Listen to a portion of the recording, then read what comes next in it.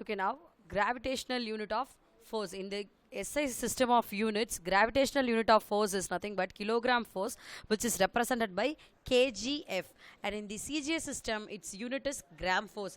Kgf means kilogram force.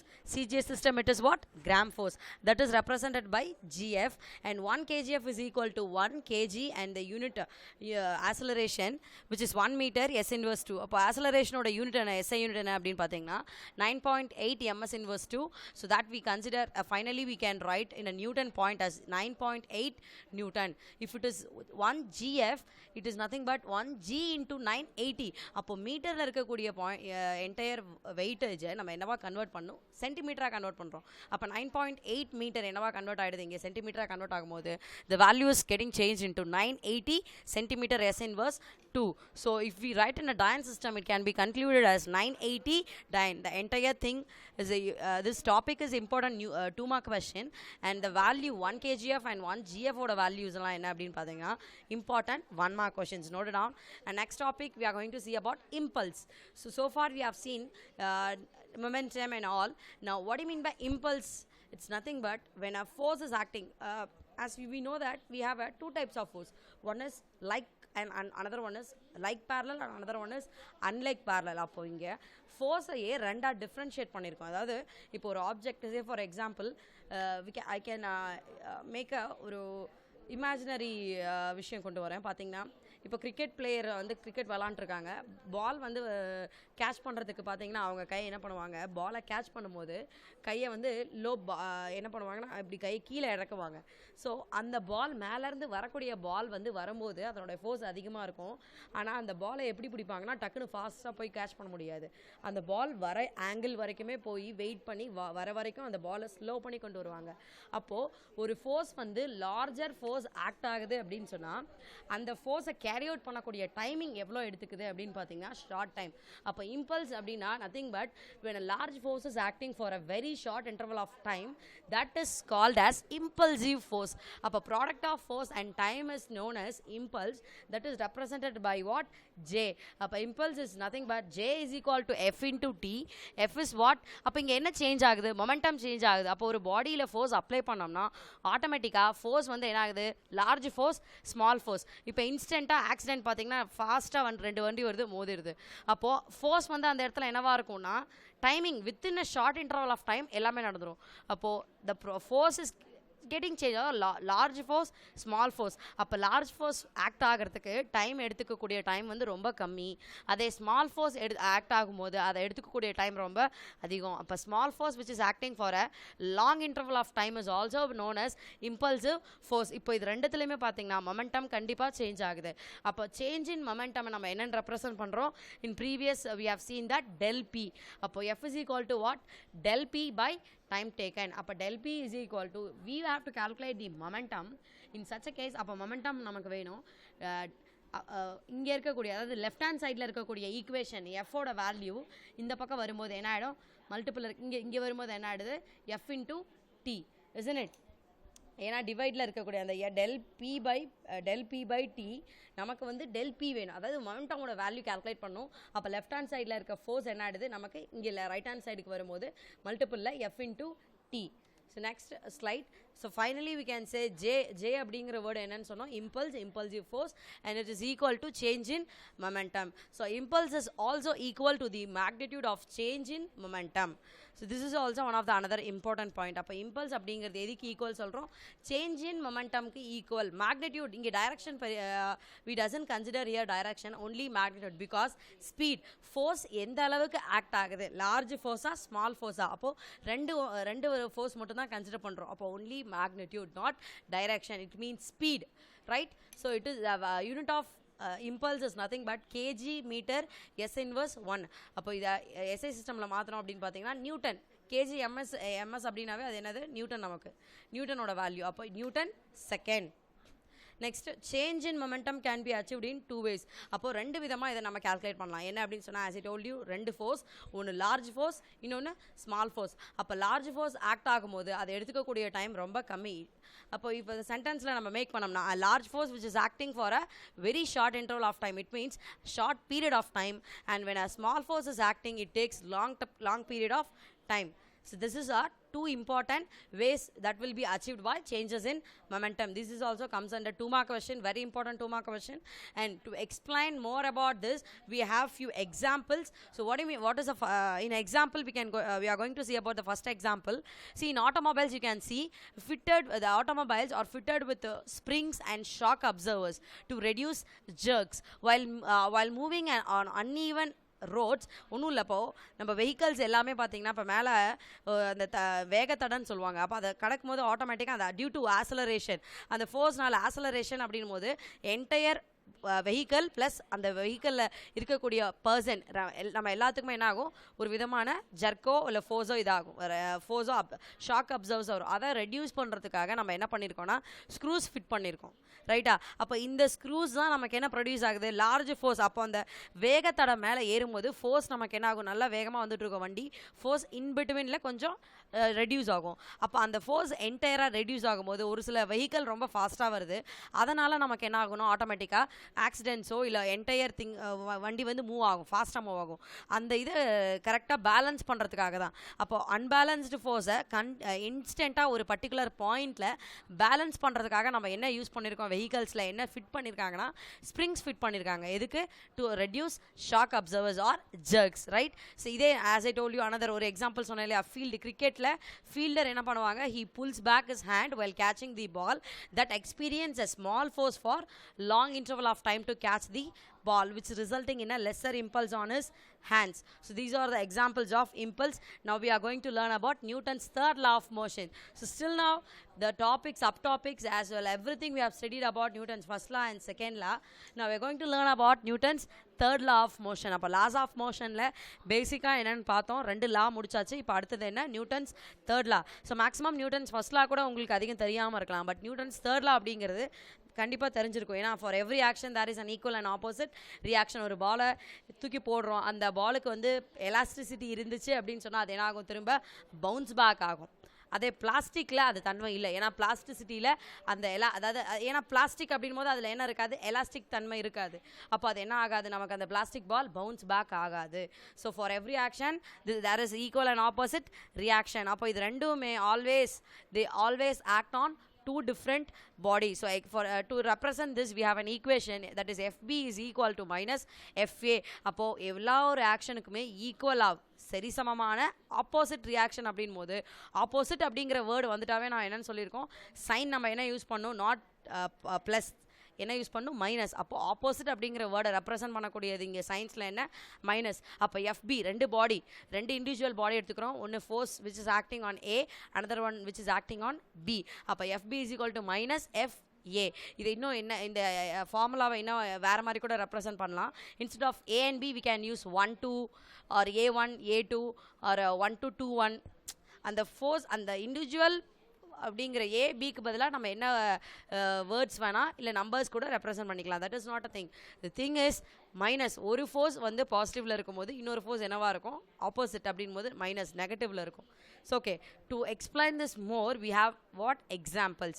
So now we can, if we are seeing for examples, when birds fly they push the air downwards. அப்போ ஒரு bird fly ஆகும்போது அது பார்த்தீங்கன்னா அதனுடைய wings வந்து என்ன push பண்ணும், நல்ல அந்த விங்ஸை ஆட்டி அதனோட என்டையர் காற்று அட்மாஸ்பியரில் கண்டிப்பாக என்ன இருக்குது, ஏர் சரௌண்டிங்கில் என்ன என்விரான்மெண்ட்டில் ஏர் இஸ் தேர்.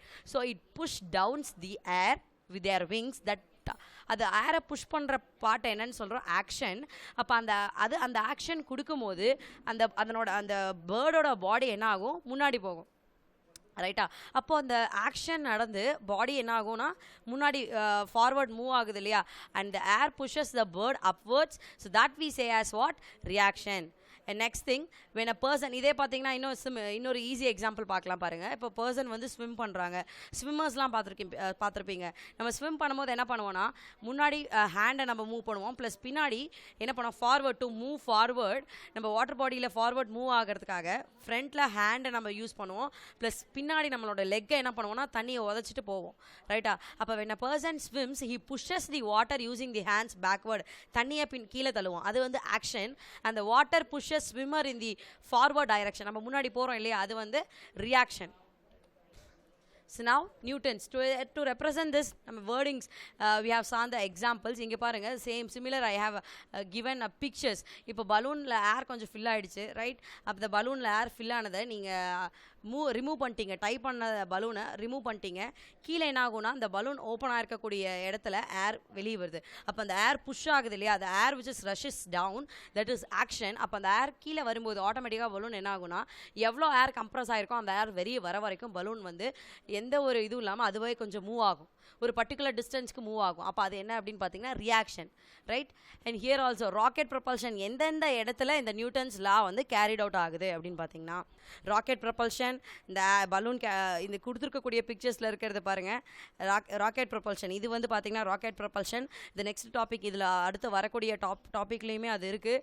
அங்கேயுமே நம்ம என்ன லா யூஸ் பண்ணுறோம் அப்படின்னு பார்த்தீங்கன்னா Newton's third law, that is for every action there is an equal and opposite reaction. அந்த பிரின்சிபலை பேஸ் பண்ணி தான் ராக்கெட் நம்ம என்ன பண்ணுறோம், லான்ச் பண்ணிகிட்டு இருக்கோம்.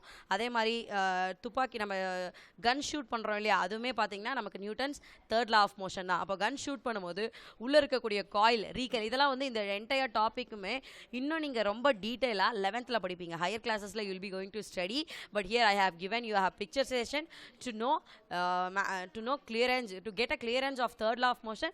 I have given all those pictures. So next, now we are getting into another part, principle of conservation of linear momentum. அப்போ momentum linear moment principle அப்படின்னு பார்த்தோம்னா இப்போ கன்சர்வேஷன் அப்படின் போது இங்கே ப்ரிசர்வன்ஸ், அதாவது ஒரு பாடி மூவ் ஆகும், ரெஸ்ட்ல இருந்து அது மூவ் ஆகுது அப்படின்னாவே அதுக்கு என்ன தேவை, ஃபோர்ஸ் அப்ளை பண்ணும். we have to apply what, force. அப்போ there is no change in linear momentum of a system of bodies as long as no net external force acts on them. அப்போ ஒரு machine ஆனில் இருக்குது, திரும்ப அந்த மெஷினை நம்ம ஆஃப் பண்ணுற வரைக்கும் அது என்னவாக இருக்கும், யூனிஃபார்ம் மோஷனில் மூவ் ஆகிட்டே தான் இருக்கும்.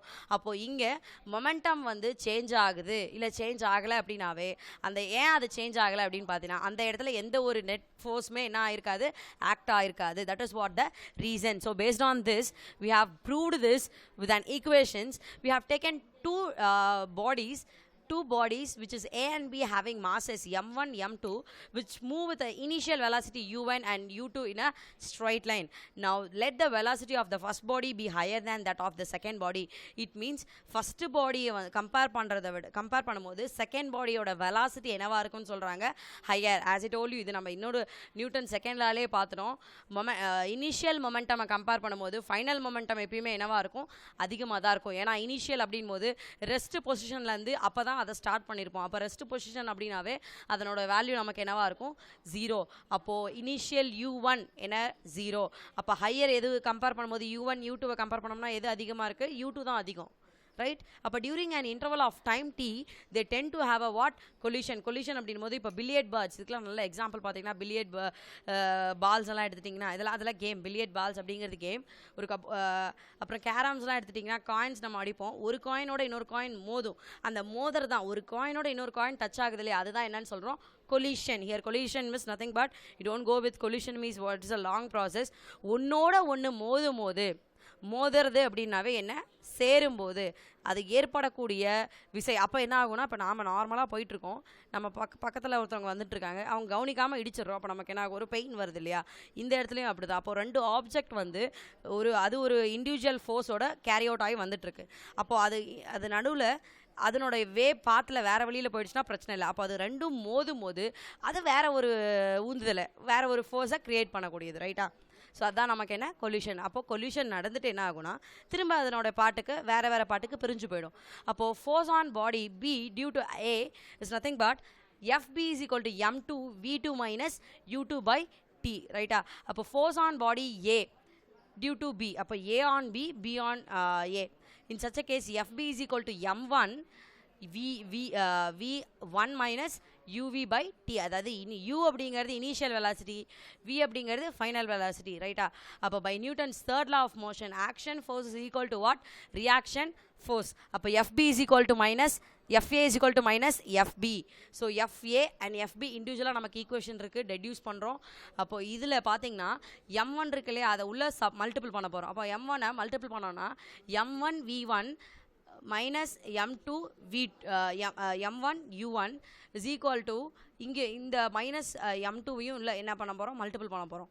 அப்போ மல்டிபிள் பண்ணோம்னா minus M2 V2 minus into minus plus. அப்போ மைனஸ் ப்ளஸ் மைனஸாக இருக்கக்கூடிய M2ஓட வேல்யூ என்ன ஆகிடுது? ப்ளஸ்ஸாக மாறிடுது. அப்போ plus M2 U2 by T. இதில் நமக்கு இனிஷியல் ஃபைனல் அப்படின்னு ரெண்டாக ஸ்ப்ளிட் பண்ண போகிறோம். அப்போ initial velocity and final velocity split பண்ணிட்டோம் அப்படின்னு சொன்னோன்னா, ஸ்ப்ளிட் பண்ணிட்டோன்னு சொன்னோம்னா நமக்கு M1 V1 இனிஷியலுங்கிறது என்ன? யூவோட பார்ட் எல்லாமே இந்த பக்கம் எடுத்துருவோம். ஃபைனல் வெலாசிட்டி வியோட பார்ட்லாம் லெஃப்ட் ஹேண்ட் சைட் கொண்டு வந்துடுவோம். அப்போ சைன் என்ன ஆகும்? சேஞ்ச் ஆகும் ஆட்டோமேட்டிக்காக, ரைட்டா? அப்போ M1 V1 plus M2 V2 which is equal to M1 U1 plus M2 U2. So this is our final equation. அப்போது ஒரு பாடியில் நம்ம இன்ஸ்டண்ட்டாக இப்போ ரெஸ்ட்டில் இருக்கக்கூடிய பாடியில் ஃபோர்ஸ் அப்ளை பண்ணாமல் விட்டுட்டோன்னா அந்த பாடி என்னவாக இருக்கும்? ரெஸ்ட்டில் தான் இருக்கும். அதே அந்த பாடியில் நம்ம ஃபோர்ஸ் அப்ளை பண்ணி மூவ் ஆகிட்டே இருக்குது, திரும்ப அதனோட மொமெண்டமை ஸ்டாப் பண்ணுறதுக்கு நம்ம என்ன அப்ளை பண்ணோம்? ஃபோர்ஸ் அப்ளை பண்ணோம். அப்போது ஸ்டார்ட் ஆகிறதுக்கும் சரி எண்ட் ஸ்டாப் பண்ணுறதுக்கும் சரி what we have to apply is force. அந்த என்டையர் ஃபோர்ஸை தான் நம்ம என்னன்னு சொல்கிறோம்? Net external force.